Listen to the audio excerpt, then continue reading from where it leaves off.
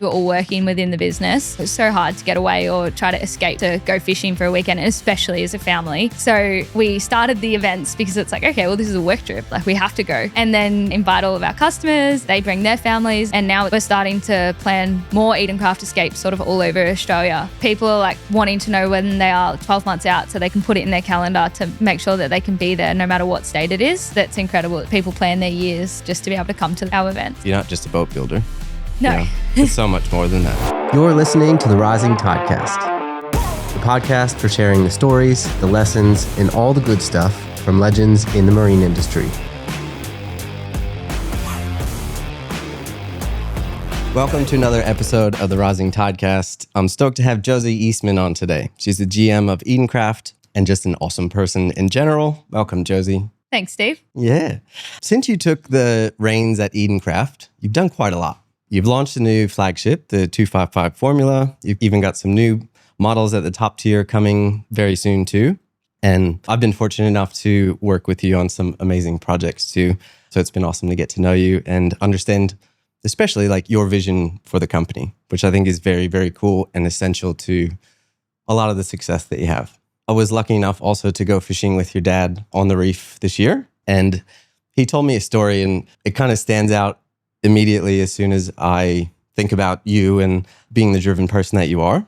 He said sometimes when you're with a new customer, either in person or on the phone, occasionally they'll ask to speak to someone else at some stage when they want to get like all the tech specs and like set up questions, and they think they want someone who's like can actually talk to them in a way that they, I guess, can relate to or something. And then he said he absolutely loves it because you know absolutely everything about like all the setups, every option in the sun. You have such a deep product knowledge, and then you know you kind of like leave them jaws dropped. Yeah. I love that. They're blown away. You don't grow up fishing and boating all the time, right? No, not at all. You said that in such a diplomatic way as well. How would you say it? It's definitely like someone will be like, oh, can I speak to one of the guys? Or can I speak to one of the guys out the back? And I'm like, I can help you. And they're like, oh, no, it's all right. I just want to speak to one of the guys. I'm like, trust me, ask me anything. I will be able to help you. I get like, I'm going to prove this guy wrong. Like, just ask me the question. Yeah. I love that. So I get probably like a little bit psycho with that.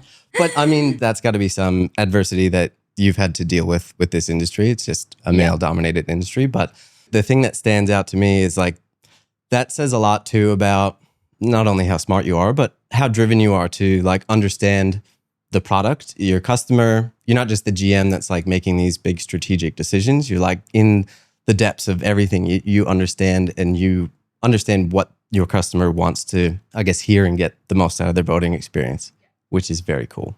Where does that drive come from for you? I think it is from mum and dad. When I think about it, I used to have like, not really know, but it is all I've ever known. They've always had multiple businesses.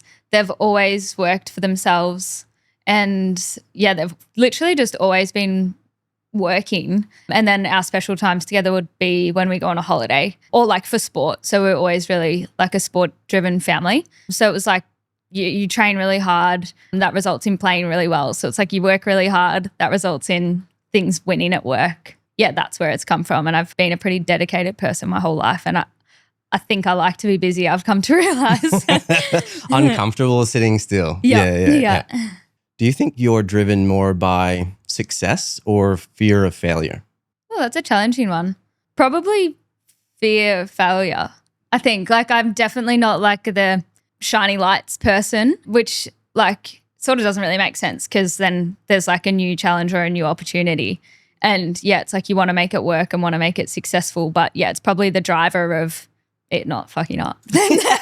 Then they're like it working out really well. Yeah. But that's awesome because too, I think about all the things that you've innovated over the time that you've been there, and you know, bringing out new flagships, getting a 5-axis sea machine. Like you've done a lot of that stuff, and I feel like you're doing something, I think, for a greater purpose, which is probably a big part of your success there. Your drive is amazing, and I think it was probably one of the things that got you the Rising Star Award, which is, I remember when we first met, that was something that I was like, holy shit, she's won this like massive international award. What is the award and why did you win it, or how did it come about? Well, so firstly, the award, it's similar to like a rising star, I suppose, in like footy. So it's someone newish into the industry. So you have to be under 32 to be nominated, and you have to be with a boat builder. So it's like specifically for boat builders and boat manufacturers. And it's for someone making a difference within their company or within their industry. And then, yeah, the reason for sort of the nomination was I went to Mets in 2022, my first time over there, and I went by myself to try and, it was when we started the innovation process for our 255 formula. So I was going over there to check out new products, but there's too much happening at work and it was Mum's 50th. So I was like, I'm going to have to go by myself. So yeah, went over there and met Kyle from Riv, who had won that award previously, like when he was younger. And he had like off the cuff sort of mentioned that like I should go for the award. And I was like, I'm not doing that. But I mentioned it to Mum and Dad and Michael at work.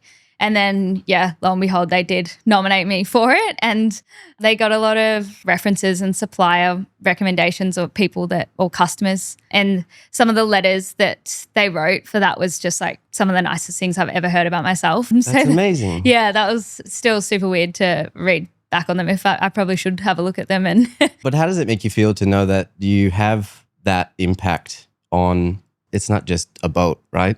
Yeah. What were some of those letters that you received? What did they say? And well, like one of them was from Lynchy, who, you know, is one of our customers, had 2 Edencrafts, and he had retired work and brought an Edencraft like shortly after he retired, and he was feeling a bit lost after retiring, and like he found his new home in Edencraft, and like in us as a family, like he came to mine and Paddy's wedding, and we're about to go to Italy in June together, like as a family. Like they're just an extension of our family, but that all came about from buying the boat. And one of the things like Lynchy had written in the letter was like from 2018 to say like 2022 when they were sort of doing the nomination, like the growth he had seen in me was like unbelievable. And then like him like sort of writing that and me seeing like I was like a bit of a scared, like sweet little innocent girl to then being able to like comfortably stand up in front of our like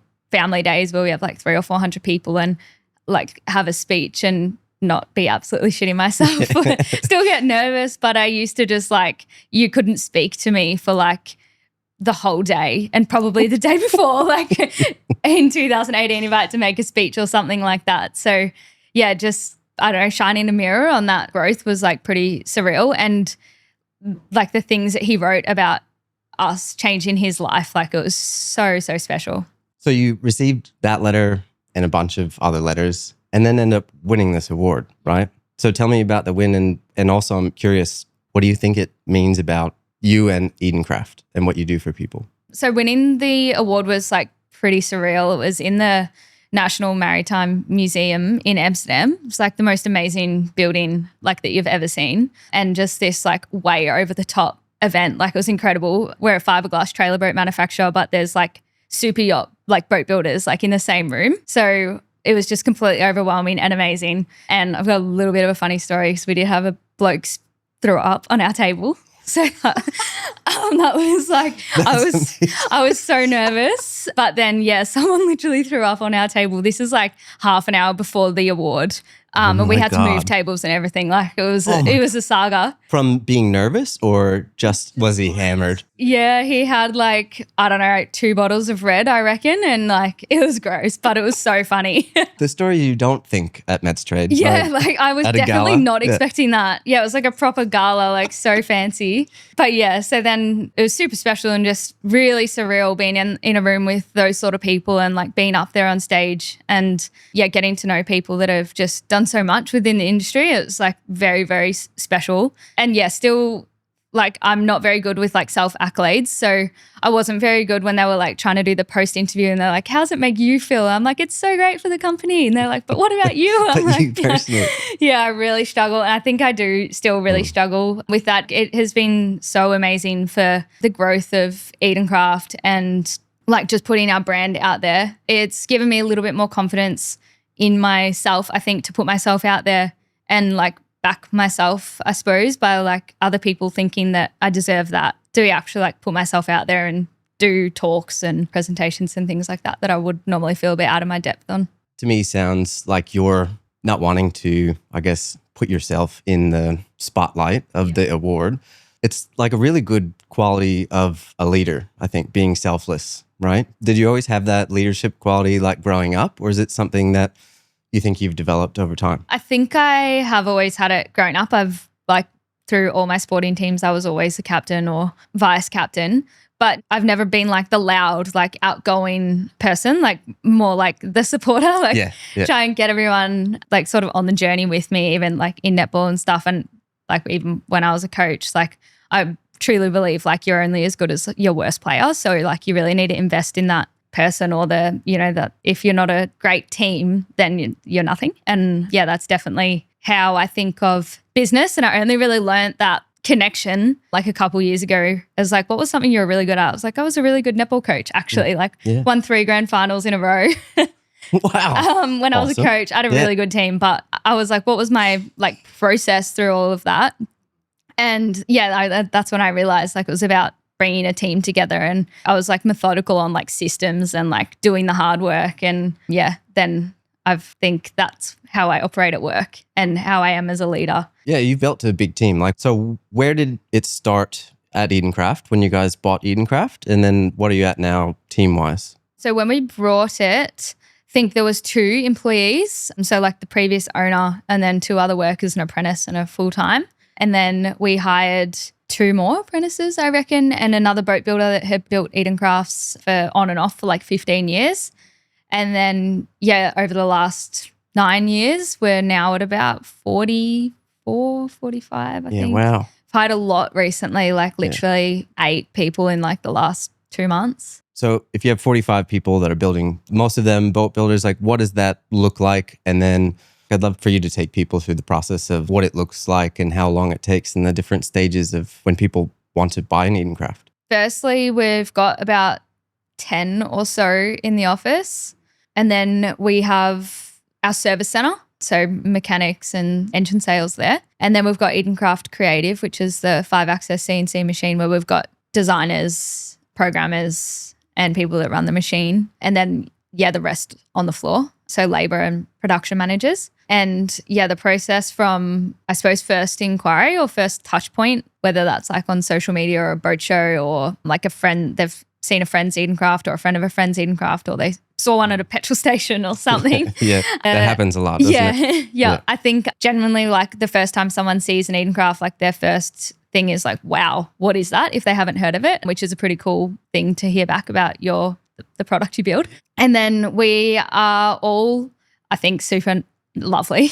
Everyone that works for us is amazing. And we really try to make sure that that entire experience is so special. Like we know that people that are buying our boats genuinely like have dreamed for a really long time, or they've worked their asses off like for a really long time, and then they can finally afford to invest in a boat that's going to give them freedom to go further offshore or go spend more time with their children or just do the things that they want to do and do it easier, more comfortably, safer, in a nicer boat, and something that looks like really good as well.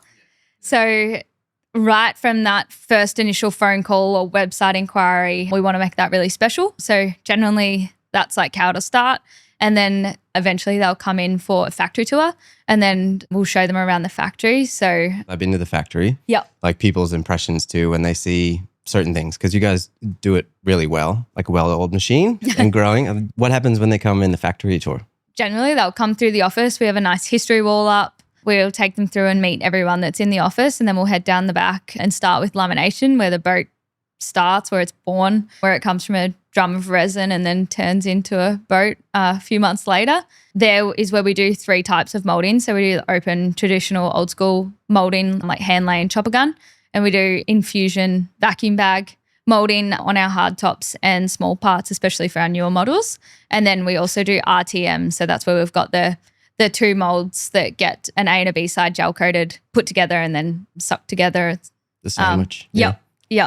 So that all happens in there, and that's always a really cool process. Like obviously we do it like day in, day out, so we know how boats are built, but like so often our customers are like, oh my God, is the gel coat the first thing that goes down. It's like, yeah, like the color happens first.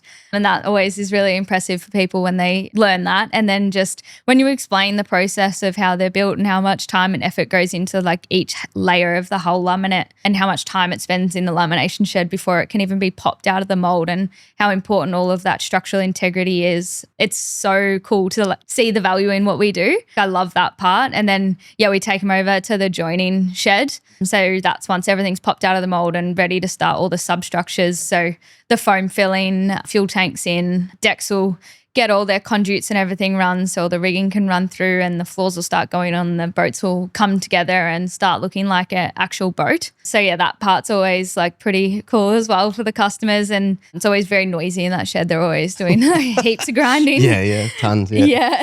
When we were there last time, I think we had to beg them to stop just for 10 minutes or something. It was good. So then after that, it moves into fit out. So that's when all the bells and whistles start to go on. That's when you sort of like, you're doing the factory tour and you're like, I can sort of tell that they're not really listening because they get distracted by like the big engines. Just frothing. Yeah, they're like, whoa, their eyes like light up. And I'm like, okay, so we'll keep going. Yeah. I have learned in factory tours now to, once we go in there, just like this is fit out. And then just like take a pause and then they admire. Let them, let the draws hang. Yeah, after like 15, 20 seconds, then they'll look at me being like, okay, you can go. That's awesome. Yeah, so that's pretty cool. And then we also do all our custom stainless and fuel tanks in-house as well. So that's like just offside of the fit out shed. And people love that, like that we do our own fuel tanks and so much quality control in all of our processes. And then, yeah, we'll go and show them the CNC machine and that side of things as well, which is pretty epic. And that's the same sort of thing when you get to the CNC machine, especially if it's running. You can't talk, like you just need to let them watch it, let them admire, because or else they're not paying any attention. That's awesome. And the cool thing about that too is it's probably not their only time that they'll be at the factory, because you guys, I know, promote being a part of the build quite a lot. So you get a lot of people that come and see everything and check on things. And why do you do that? And how do you do that? And why is that awesome for the whole experience you guys provide? Well, we do it because we're an open book. Like we have nothing to hide and we're so proud of what we do and how we do it. And we think that that's like the most important part of our boat, and why they're so special is it's because of the way that they're built and the care and attention to detail that goes into building every part of the boat, and especially the parts that you can't see when it's finished. So all the underfloor stuff is really cool. And for our customers, it's like normally it's the biggest investment that they're making besides their house. So like, for example, on Friday, we've got a customer that's coming, their hull's been pulled from the mold. So we'll time the hull pull when the customer can make it. So like 12 o'clock lunchtime, that hull can come out of the mold so that customer can be there to see their new baby being born. So that's like super special. And we always try to time it as best we can. Like, if we need to wait a day, then we'll wait a day to make sure that the customer can be there for that hull pull, because that's always a special part. What was the vision behind like including things like that make it really special for them? Like, because you do a lot of stuff like that, and it's not just that, right? Because it's a very cool thing to say, we're going to like adjust production schedule just so you can see this, is because this is an awesome thing for you, right? Yeah, I think like when we first brought Edencraft, because we weren't building that many boats, every hull that came out of the mold was like, we nearly stopped production to be like, wow, like a new boat's built. Or when a customer was coming to pick up their boat, like the whole of production would like stop and have a beer with that customer. It was so special that was happening. And then as we started to build more boats and had more workers, like it wasn't economical to be able to do that for every hull that pops out of the mold or every customer boat that's picked up. But we still wanted to make it that feeling for the customer, because, yeah, it was more so for them. Like we got a massive kick out of it, obviously. But I'd say for maybe like 6-8 months, we lost touch with that a little bit. And we were probably feeling like a little bit less fulfilled. So it was almost, I would say, like maybe a little bit of a selfish thing that we did that. Yeah, because we weren't feeling that like gratification of like when someone sees a hull come out of the mold. Like it is so cool when that happens. Amazing. So yeah, it was probably selfish. Now we always like do that, or try to make sure we can time it up if we can, or we at least always make sure that we can film it and then send it to the customer as well. Yeah, that's awesome. Yeah. And so how long does it take from right now on average, if someone orders a boat, from first inquiry or contract signed till they get delivery? So for our 565 and 6 meter, it's normally around like 4 to 5 months. And then for our formula or 233, it's normally around like 5 to 6.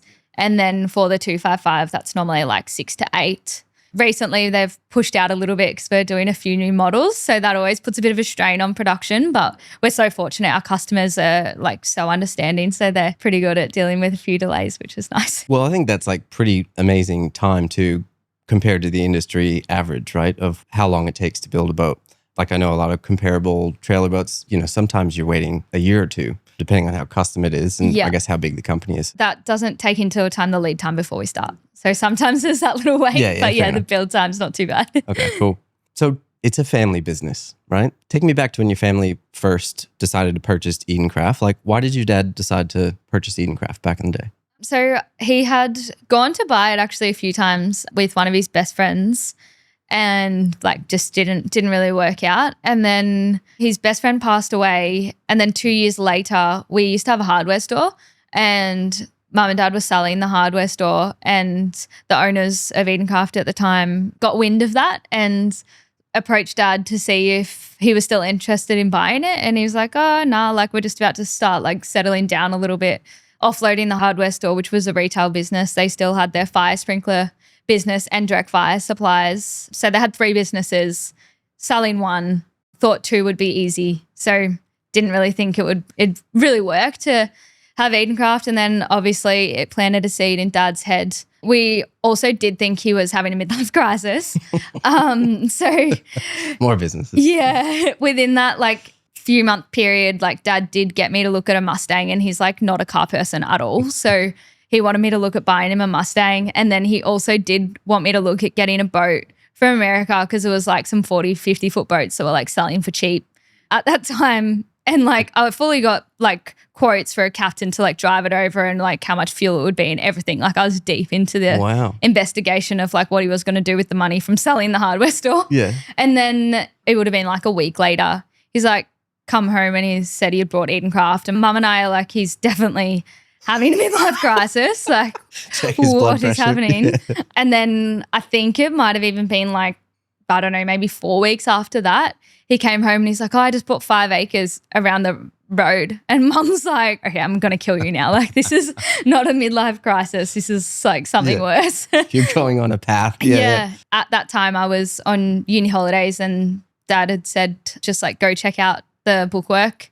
And it was a bit of a shit show. Like it was like orders written on cardboard, and there was fiberglass dust just like everywhere in the office. And the computers, they're working well. Yeah. Like MyOb like didn't exist. Yeah. There was a lot of sorting out, to say the least, to try and sort out the bookwork. But yeah, it was like the best thing ever that happened. When your dad bought Edencraft, when did you come into the picture and how did you find your place in there? So I think we brought Edencraft in mid-May. And I was halfway through uni at the time. So I had a year and a half to go. And I finished the last year and a half working full time at Edencraft. Perfect. Real world experience at least. Yeah. It was actually really cool because although it was an existing business, it had an incredible brand. The actual structure of the business and everything sort of around it was non-existent. Mm-hmm. So I was literally able to put in things I was learning like straight into practice. I didn't even have to undo anything because it was just not done. Yeah, right. So that was cool being able to do that and like integrate things straight away. Yeah, we started hiring workers and apprentices and boat builders just to try and turn it into a production facility, I suppose. And where it was in Geelong was really small. So we had to relocate, which is lucky that Dad brought the property, which we did over Christmas, which was like a pretty crazy time. All the things are lining up. Yeah. Yeah. Once we moved to where we are now in Moolap, that was when things really started to change. And yeah, I think at that time as well was when we actually developed our logo, the Edencraft E logo. And yeah, from there, I feel like that's when, I don't know, I feel like it all changed after that. Yeah. What was it about it? Like the moment you think it changed, like, why do you think that? And what was the feeling beforehand? Maybe the fact that we were like all in the one place instead of being in so many different areas or just like 2 different facilities, but it brought everyone together. We started to think about things like a brand. We learn a lot about the history as well of Edencraft, I think, like during that time, moving all of the stuff that was there, like you're going through and finding some old paperwork and old news articles and stuff like that. And I think after that was like around about 6 months, so meeting more customers. And actually, I think Lynchy's boat was the first boat that was handed over when we had moved to Buckley Grove. Right. And that was like a time I remember we were standing like at the door where we used to always do the handovers at the garage door. And Lynchy and his wife like pulled in, and like Lynchy, like you could see tears in his face. And Lynchy's like this hard, stoic man who's like soft as butter on the inside. But throughout the build process, like he always seemed like hard and stoic. And then when he saw his boat and like he was just so happy, and that joy and pride in his purchase and the fact that like we did that for him and we made him that happy, that was probably like a light bulb or life-changing moment, I think, for me. That's amazing. And then so at that stage, like what was demand like? And then did you have enough to kind of give that experience to so many more people when they're ordering? Yeah, so we were pretty fortunate when we brought Edencraft, there was a pretty full order book. So they'd sold a heap of boats at a boat show, I think the year before. And then we went to a boat show, in 2017 and then 2018. So we sort of just like stayed on top of it and kept building the brand. So yeah, we were fortunate not to really have to look for sales at that point, which meant we were able to focus on production processes and improving the boats that we did have and making the molds better and nicer finishes and try to make them more efficient and just bring some new processes into it while still retaining everything that people know and love about Edencraft. I was going to say, because like Edencraft is a legacy brand, right? It's got a big history, deep history. And then you guys come in and you want to continue that legacy and try and find the balance between the innovation side of things, right? Like changing things for the better. What's the balance been like for you about the brand? Like what's never going to change? And then what are some of the things that you get excited about innovating on? Yeah, so I think what won't ever change at our core is the build process, and that, you know, if you're buying an Edencraft, you're buying like the best build process that you can get, and it's going to last you a lifetime, and you're going to feel safe in it, and it's going to be reliable, and you're always going to have that feeling of you have something special. Like I don't think that we're ever going to be the type of company that's going to be able to build 1,000 boats, nor do we want to. So we're always going to have that like special factor. And then with the innovation side of things, it's nearly always paying like a bit of homage to where we've been and where we came from. Like that was, you know, way before I was born, but we wouldn't be where we are today if the people before us didn't do what they did then. So it's really paying respect to the things that they did and why they did what they did at that point, and then continuing to do that, but incorporating the newer products and things that people want, like cushions or toilets. Some luxuries, some pie warmers, stuff like that. I just know from shooting the Escape event, like having it in Eden, maybe where the original builder is, like what are some of those things that you do to maintain that legacy feeling? So yeah, definitely our Escape to Eden. So our annual trip, going back to where it all began, Edencraft started in Eden. So it's a really special place for us to go and take all of our customers, and they bring all of their families if they want to come, and we bring all of our staff. So our staff get to experience what they build every day actually like in its environment where it's meant to perform. And it just makes them have so much more pride in what they're doing, and they get to experience why our customers love their boats so much as well. So that's super special. That's an awesome thing. What do you see the, I guess, effect of that for your staff after doing it? Oh, it's definitely a high because our staff work so hard. They truly like do anything to make sure that the boat is perfect, and the standards are so high, and they hold each other accountable. And like if there's a deadline and there's a customer picking up a boat, like we've got a delivery tomorrow, and I called Patty last night and there were still 2 workers there at 8 o'clock, which obviously don't want, but they're making sure that that boat is perfect for that customer when they come to collect it at Friday lunchtime. And I think if they didn't have that connection to the customer and to the environment, then they might not do those sort of things. And it, you know, might mean that we're pushing that delivery date back and then they miss a fishing trip or something like that. So yeah, it's really, really important. And it also brings all the staff together. So enjoy each other's company outside of work and get to relax a little bit and get to fish too. It's always fun. It's a big bonus of going on. Yeah. From being at the Escape event, like it was very special to see. Everyone has a deep passion for the brand, I think, that works there and loves what they do. Yeah. So it adds a lot to the whole experience and end product too. Thinking about family and community, if you think about like what your family brings to the business, like it's a big business, but it's a family business, right? So it's a unique position to be in. What influence do you think family has on the business now, on Edencraft? It really is like everything that we do. So all of our staff are like family to us. People make big changes in their life or sacrifice things or do things to be a part of our Edencraft family. Like Joel, he just moved from Melbourne to Geelong and made like a huge life decision because he believes in what we're doing and what we can get for the brand and for everyone else. Like it's something that's bigger than yourself and you're in it with everyone else that loves Edencraft as well. So definitely the community aspect is incredibly special. And then for our customers as well. So them being able to bring their families down when they come and buy the boat and everyone is a part of it and their kids' faces, like when their dads like or mums are telling them that like, yeah, we're going to do it. Like we're going to buy the boat.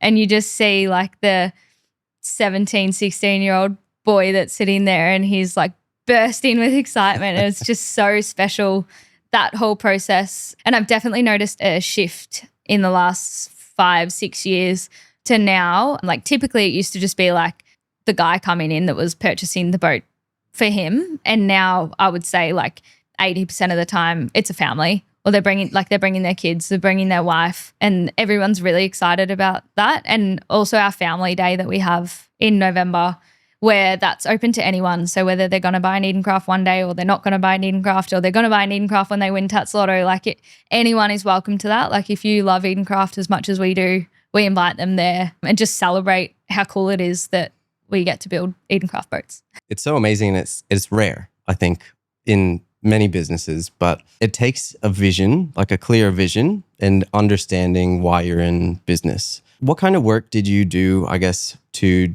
define that when you guys first bought Edencraft, and how does it influence where you are today? So I think in 2018 we went through a government program to help define like our values and our why and our mission and vision and why we do what we do.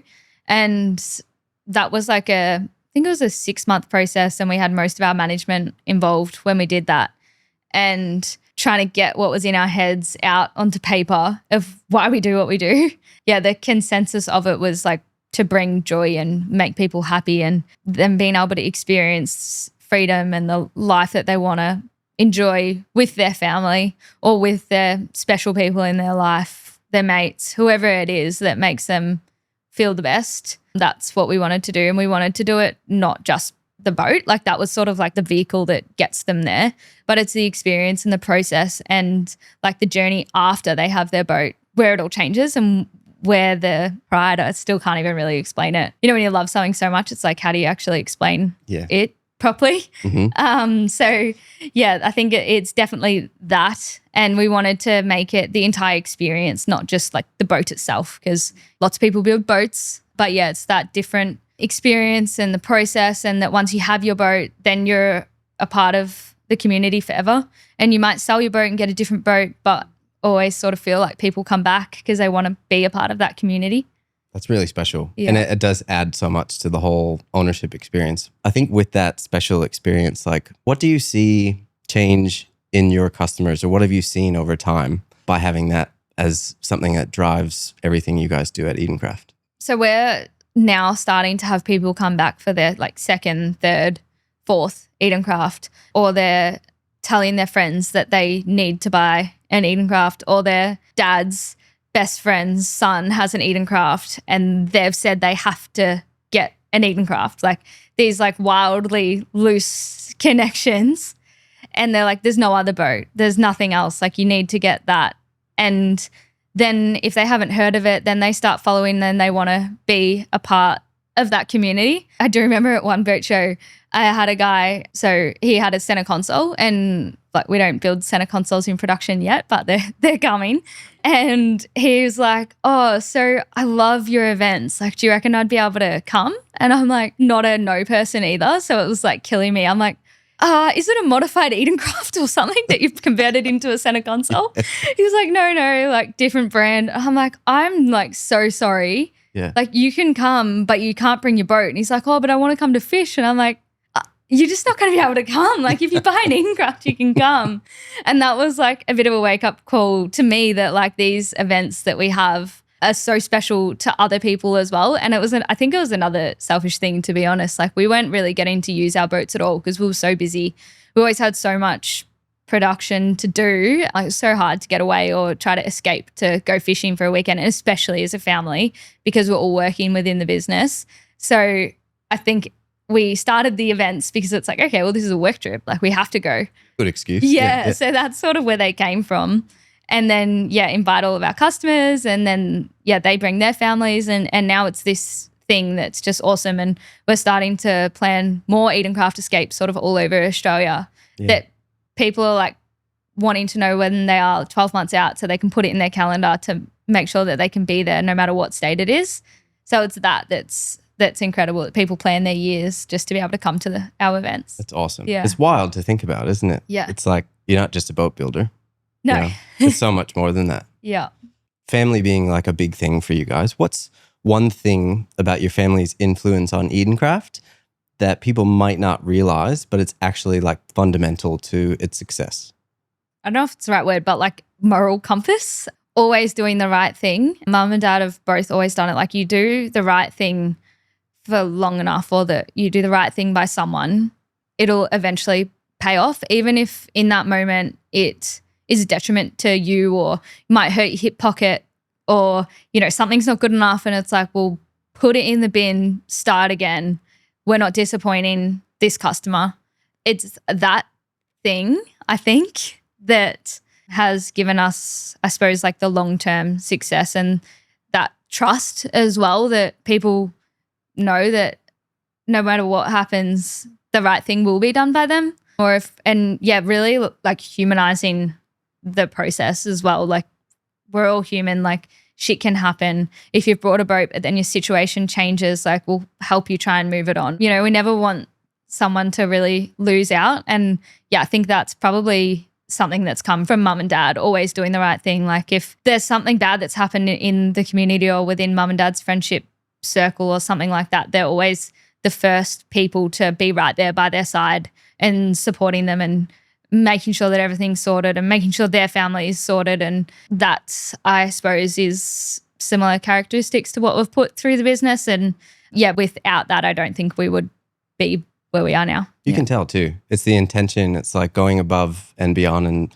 making sure people don't leave with a bad taste in their mouth. Yeah. And community, like going to an event, is like clear that that's actually how it happens, I think from interviewing a lot of the owners, just saying like, you guys are there for everything. And if it's not right or it needs to be done, you fix it. No questions asked, bring it down. Tell me about the launch of the 255 formula. Like, what was the vision for it? Like, why did you say we have to make this boat? And then how did it come to life?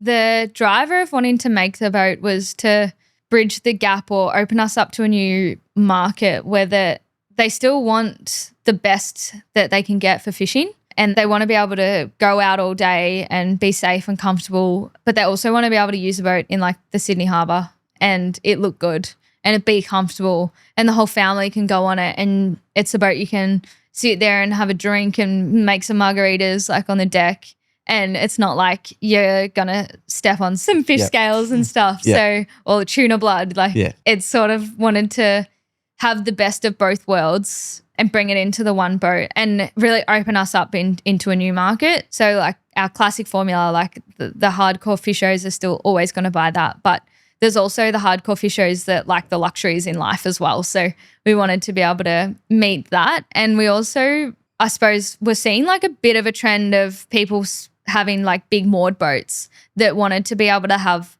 the best trailer boat that money can buy, but they have had the luxury of having a beautiful moored boat that's stunning inside and beautiful upholstery and flooring and stuff like that. And our classic formula wasn't really meeting that need. So that was probably another reason. Yeah.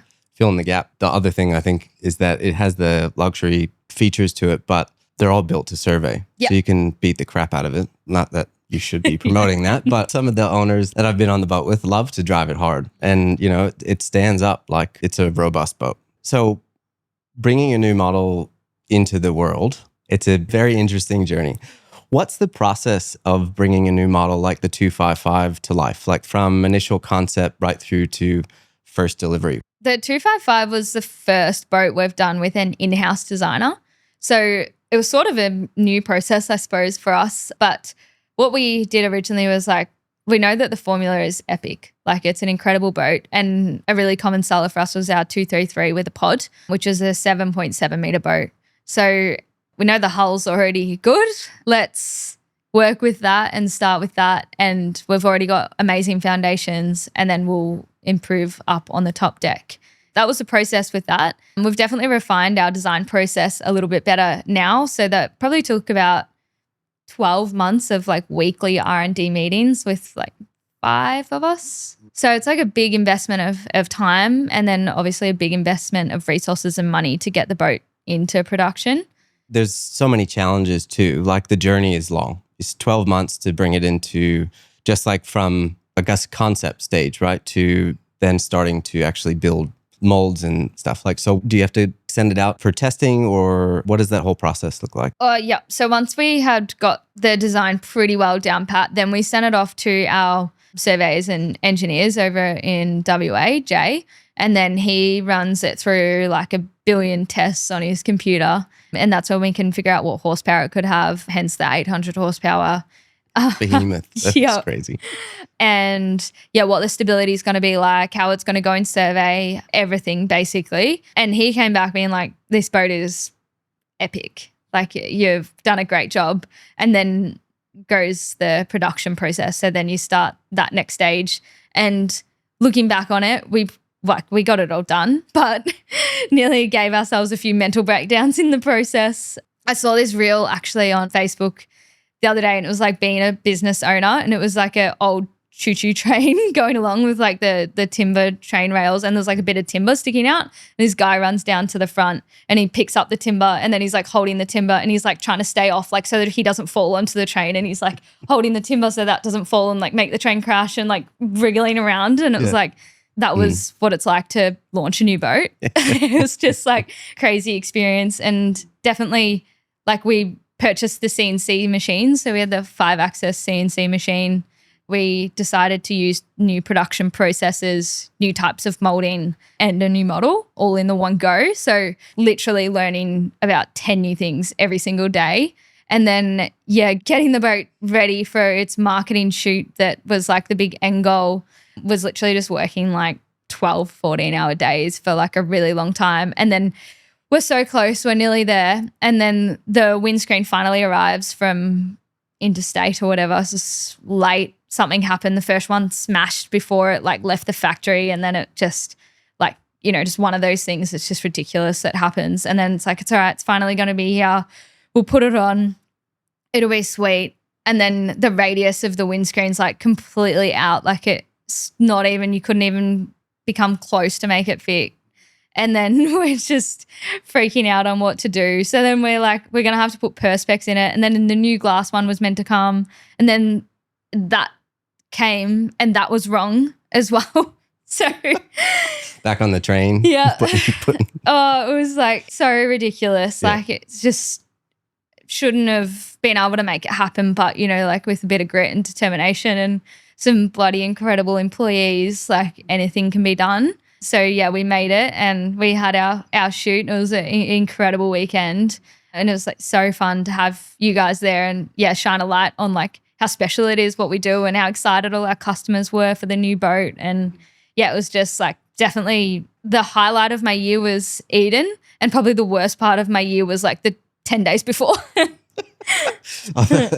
Peaks and valleys. Yeah. Right? Yeah. That's awesome. Again, drive. And also probably some of your dad's like midlife crisis thing, trying to do 8 things at once. Yeah. That may run in the family. Yeah, Part of I the family think so. business. There's a lot of challenges. You just talked about many of them about building a new boat. From the outside perspective, what do you think people think bringing a new model to life is versus what it actually takes? Yeah, I definitely don't think people understand how hard it is to bring a new fiberglass boat model into production, whether it's a seat box or a whole new boat. Like, there is so much work that goes into that, which people definitely don't understand. The general public certainly don't. Anyone who's a boat builder or in the industry definitely understands, and they feel your pain. But yeah, it's incredible how special it is when you get a new boat out on the water. And I don't know if this will change or not change the more new models that we build, but like once you take it off the trailer and it doesn't sink, I'm like, woof, like that is great. Big tick. Put the plug in, perfect. Yeah. How's the 255 changed Edencraft for the better since you launched it? Yeah, so it's given us a whole new range of customers and brought a whole new type of people into the Edencraft community, I suppose, that we didn't have previously. It also, like, internally has given us the confidence to literally know that we can do anything and do it in like a less stressful way, hopefully moving forward. Learn from your lessons. Yeah. But yeah, it definitely gives the team confidence that like once we put our mind to something or if we decide we're going to do something, like it's going to happen and it's going to be great and we're going to have fun while we do it, even if it's a little bit stressful. I think brand building is a big thing that you do and you understand the value of, a lot of which we talked about already. From your perspective, what does telling the story of your brand play in the success of a brand? I think it gives some connection and it makes it a little bit more special than just buying that boat that's on the floor, or just adds more value to the entire process. And like running a business and having a business is not an easy task. Like it's constantly like a juggle. Or when we were in the car earlier, I was saying it feels like we're in like a marathon hurdle race. So like you go right for a little bit and there's like, oh, hurdle. Yeah. So having that brand and the connection to brand, it's a constant reminder of why we do what we do. And that it's really easy to do that when things are going well or when things are easy. But then when it's a challenging time, having that brand and the connection to our customers and the story of our history, it all makes sense. And it just makes it easier to keep on keeping on if it's a challenging time or like it's the middle of winter and it's like bloody freezing in Geelong. Telling stories about your brand, whether that's the history or how customers experience it or some of the things that they just love about being out on the water, like what does that do for your customers? Gives them the confidence in their decision and it makes them comfortable making their decision.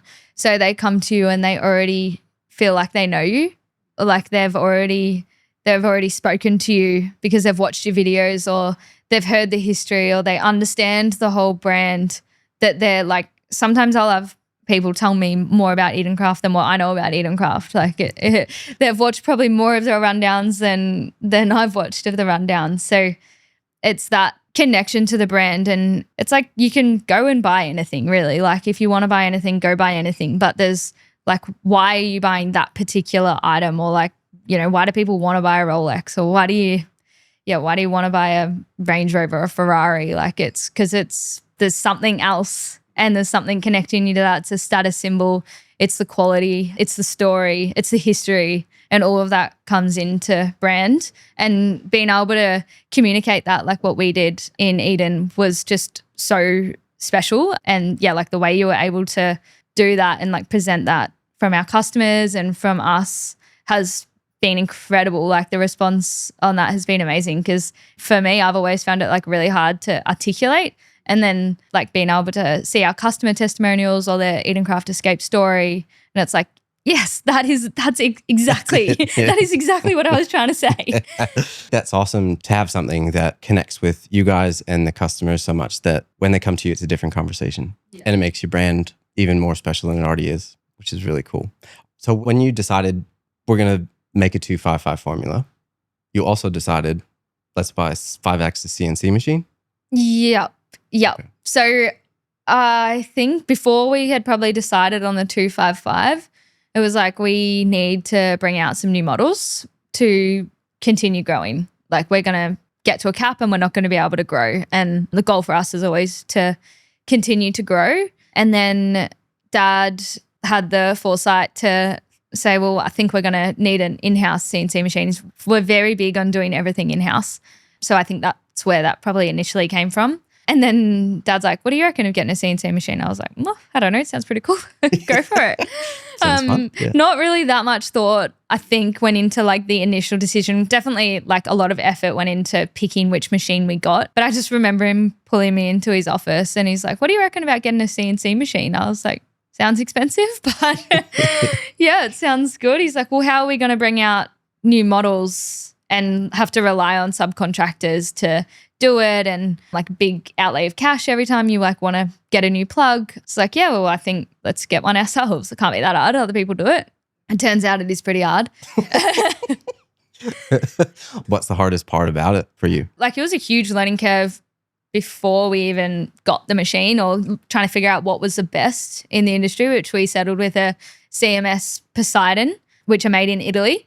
And like it's tough as nails, this machine. We've learnt that. Pretty tough. Everything was new, like different types of tools, even just like 5-axis. Like I wasn't super good at maths when I was younger and just trying to like figure out the 5-axis situation. Like that, even that's like overwhelming. There's like a little trick that the boys do. I can't even, it's like that. Yeah. Oh, really? Yeah, to like figure out the axes many and axes. yeah.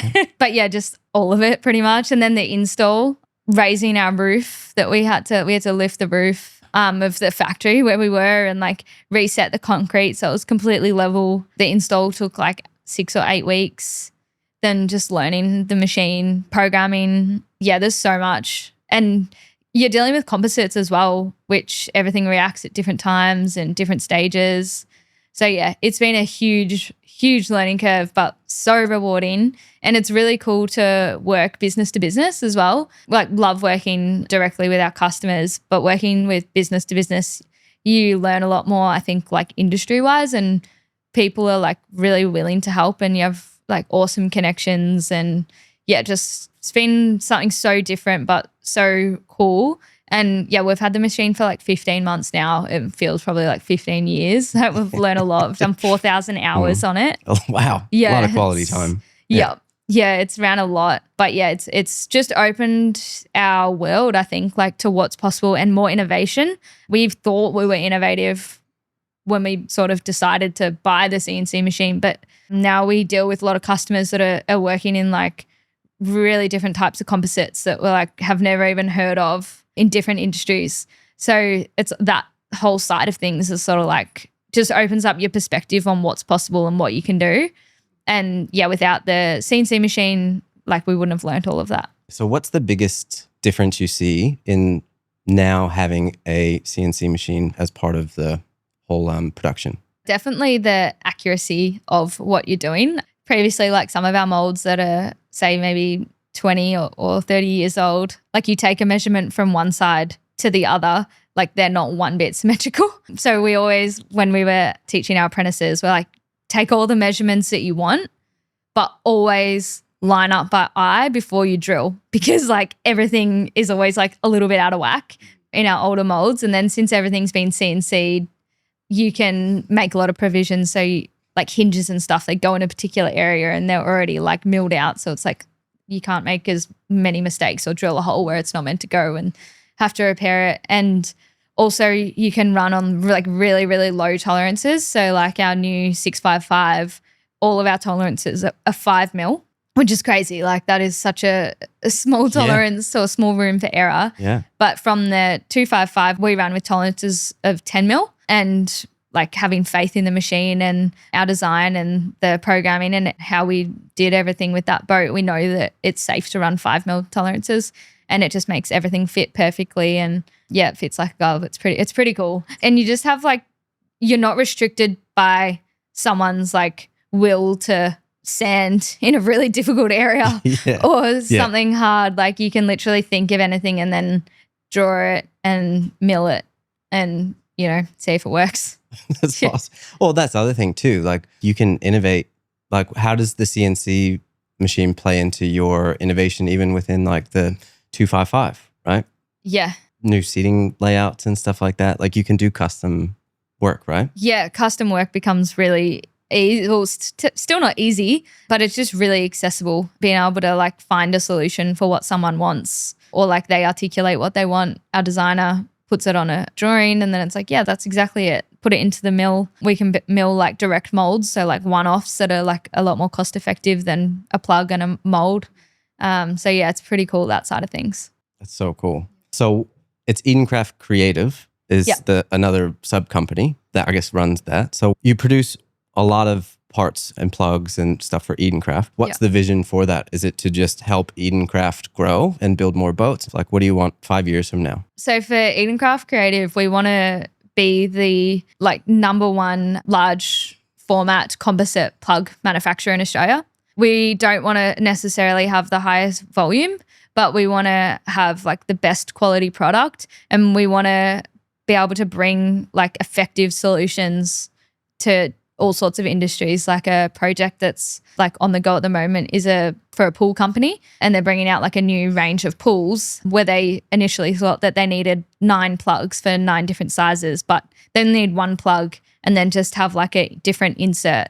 So like instead of investing in 9 plugs, which might be like $1 million investment, they can invest in 1, which might be like 150 or 200,000. So that return on investment is so much better for them. Like we could have had like nearly $1 million job, but our goal is still to help them and make them a better company. So it's sort of really similar values to Edencraft boats, but it's for like a business to business perspective, I suppose. And then same in turn with Edencraft International, the boat builder being Edencraft Creative's customer. It's the same thing. So we're always learning on ourselves and trialing new products and trialing new things for Edencraft Creative. And then anything that we learn that works, we want to tell our customers from Creative that like, hey, we've just done this and it was like way easier. So like maybe you should give it a crack. So yeah, that's the vision for Edencraft Creative. And it's really a really cool industry, all of that sort of stuff and different machining. And yeah, there's just like the scope for that is huge. It's awesome. Very, very cool. So many exciting things happening. Tell me what else is exciting about the next 5 years for Edencraft International? Like what's the vision there? We want to continue building our range. So next up for us is center consoles. So bringing out a brand new center console, which will be our 655 center console that is based off our 6 meter offshore a little bit, but we've changed a mountain of things in that boat to just make it perfect for the center console environment for up north.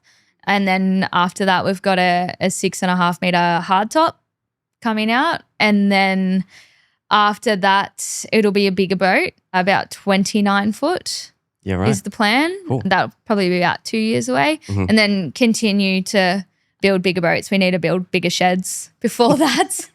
Right. But yeah, the plan is to continue building bigger boats. Dad's dream is to have a 50-foot boat that he built and designed. So that's like the end goal. He's hoping 5 years. I'm thinking 10. So here comes the drive again. Yeah. Wow, that's awesome. Yeah. That'll be very cool.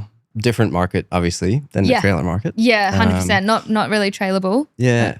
And so what about internationals in the name? Is it mostly going to be just Australia or what's the vision? Yeah, no, definitely planning to export. Actually, from when you had Eric on your podcast is what drove us to reach out to Eric. We'd previously met at a boat show through Short Marine through Sam. One of our designers was obsessed with Eric, so we ran up to him at a boat show like fangirling. Yeah. He has that effect on people. He just knows so much and he's a funny guy. Yeah. So yeah, we've since built a really awesome relationship with Eric, and he is essentially our US ambassador. So he's on the ground in the US setting up our dealer network over there, and we'll be distributing Edencrafts for us with us. Yeah, later this year in 2026. Yeah. So yeah.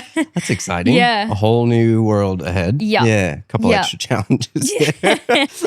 Yeah. Well, that's part of the journey, I guess, right? Yeah. And it wouldn't be the same if it was just doing the same old and easy stuff, right? No, we always wanting to definitely we have our fingers in a lot of pies, but always within the same thing and the same philosophy and mindset goes behind each thing. There's another little side project that's like sort of happening as well. Edencraft International's become a partner with Ribcraft. Oh, cool. Yep. So we're also going to be building Ribcrafts, inflatable boats for government and commercial in the APAC region. So that's something that'll be happening over sort of like it'll probably begin in the next year. And that'll be a long-term partnership. So that's really exciting as well, a whole new industry. That's very awesome. Yeah. So exciting. You've accomplished a lot. And how old are you now? 29. Yeah, done a lot. If you could go back 10, 11 years and sit down with 18-year-old Josie, what would you tell her about leadership and life? I used to really struggle with the fact that I'm like a very nice person and I can still like make shit happen, and people definitely respect if I ask them to do something, they do it. But I used to feel like I had to be a bit of an asshole. So I really struggled with that, like in a staff meeting, say if a few people had a sickie and I had to address like sickies, I'd be so nervous because I'd have to walk up there and be like, you're all like ridiculous. Like, you don't have a sickie. And I'm like, just so not me. Yeah. And then I've like realized now, like I tell them like when you have a sickie because you're tired, like that genuinely affects everyone else in your team. And like you're not letting down me, like you're letting down the other people that have to do overtime because you've chosen to have a sickie. And we're like really like we hardly have any sickies with our staff. Like we're pretty fortunate that I'm like, if you're tired, like tell me and we can give you a day off next week and we can schedule around it and we can make it work. But if people just like have a sickie, then lets everyone down. But anyway, so I went on a bit off there, but the reason was like my style is to explain like why something negative impacts and in like an empathetic way. Like I get it, you're tired, I'm tired. Like sometimes you need to have a bit of a break. But being able to articulate that and not try and be someone that I am not has definitely, it's been a lot easier the last, I would say like 3 years that I've come to realize that that's okay, that I'm not that psycho person. Well, I wouldn't say you're a psycho person. Yeah. No. What do you think that's due to? I know you are very much into development. Yeah. Right? So is that looking into that kind of stuff? What's made you realize that? Yeah, I think it definitely like working on myself, like doing personal development, like having a personal coach, because sort of around the same time I was like struggling with thinking that I thought I needed to be doing like something more fulfilling. And she was like, you are like literally changing people's lives, like by them getting their boat. And I'm like, oh my God, we are like, and then that was when it made me realize that what we do is like impacting people for the greater good. Like I think I thought that I needed to be like building a school in Africa. Like I think that was sort of like where I felt like I needed to be, which I have done that when I was like in school. I went over to India and did that and I loved it. And then I think I had that in my head that like that's how I could be a better human. And like I associated it like that. And so I think doing that and then, realizing that you're helping someone as well by telling them the truth, or if they need to be told that they need to improve their work or something like that. If you're not telling them, you're doing them a disservice because you might end up firing them because they're not meeting their KPIs. But if you do tell them and they start exceeding or they know where the goalposts are, then you're actually helping them. So I think that that's probably the thing that I would want to tell myself back then, and not try and be like, I needed to be scary because like I'm 5'1". There's not much scary about me. That's amazing, Josie. I love that. Just understanding the real value of what you do and realistically, like, the impact that you make is awesome. And I think it comes through in like experience that you give people, like we talked about. It's full circle. Very, very cool. Well, we'll do rapid fire questions because that's kind of fun. Okay. First thing that comes to your mind, favorite Edencraft model? 255. Best thing you've seen at a boat show? The really soft closing doors in the big boats. You love them? Yeah. Like the Vikings or the electric push button one, or just like or say like a Riv and you go in there and like you can't slam that door. Like it's That's awesome. Yeah. It is. It's a nice feature. Yeah. Yeah. What's your favorite piece of content that we produce together? The Edencraft Escape like brand story. That's my favorite. Favorite destination to travel? With a boat, Eden. Yeah. Awesome. How about favorite place to go on a holiday in general? Lake Como. Yeah, right. Yeah. Or the snow, actually. Yeah. What's the biggest misconception about the marine industry? It's blokey, I reckon. Why is that not true? I just feel like there's a lot of blokes in the marine industry, but you literally see like the softest side of the most like staunch man ever. Like when they look at a boat, like they just like melt. So excited. So yeah, I don't think it's that blokey. Yeah, right. Yeah. I like that. You found the secret. Yeah. What's the one thing that you bring to work with you every day? Willow, my dog. I thought you were going to say that. She keeps me entertained on Instagram. She's fantastic. She's funny. Who's a leader or entrepreneur that you look up to? Oh, there's a few that are like close to me that like you, definitely one of them. Oh, thanks. Yeah, just everything you do, I just love. You're awesome. Yeah. That's not why I've had you on the podcast. I appreciate that. Definitely like yourself when it comes to like all things marketing, story, and like being able to communicate effectively. And then Kyle, my mentor from Riv, he's awesome. And yeah, mum and dad like wouldn't be where I am without them. So they always teach me like sometimes what to do, what not to do. Perfect. Lead by example. Yeah. And then another one is Short Marine, Sam. Like he's awesome, and what they've done with their brand, I like love that, and like all their content as well. Yeah. That's awesome. Oh, good list. I feel honored. If you weren't leading Edencraft, what would you be doing? I think maybe I love traveling. So I'm like really lucky Edencraft, but yeah, probably traveling, doing something traveling, I guess. Something meaningful, like building houses in Africa. Yeah. What's something that I haven't asked you that you wanted to talk about? Oh, one thing we spoke about in the car when we were here was what's a misconception about me. And I was like, I don't know. I don't really think I know enough what people think about me. Yeah. And Tom's like, oh, they probably think that you're all sweet and innocent, but really you're just a little psycho bitch. Oh, insight. Yeah. Insider information. Yeah. That's fantastic. No, then he did say he was joking, but that he's like family basically. So, too much honesty. I love that. Yeah. It's good to have a sounding board, your circle. Yeah. Yeah. Keep you in line. Yeah. What's the one thing you wish more people understood about Edencraft? Maybe that it's like you're making the right decision when you buy the Edencraft. Particularly recently, we've had a lot of our sales come from someone who inquired a few years ago, brought a different boat, has been disappointed with that particular boat, or it didn't fulfill what they wanted it to fulfill. And now they're coming to buy the Edencraft, and then they're like, why did I wait so long? Why did I do this? So I've literally been like wrapping my head trying to figure out how to communicate that messaging. It's like, yeah, it's a big investment, but it is so, so worth it, and you're not going to regret it. And yeah, how to like bottle that up and like tell someone without being like, just buy the boat. Yeah. Well, it's hard to see when you see somebody make the mistake. Right? Yeah. Talk to Fab. Yeah. That was his story. Yeah.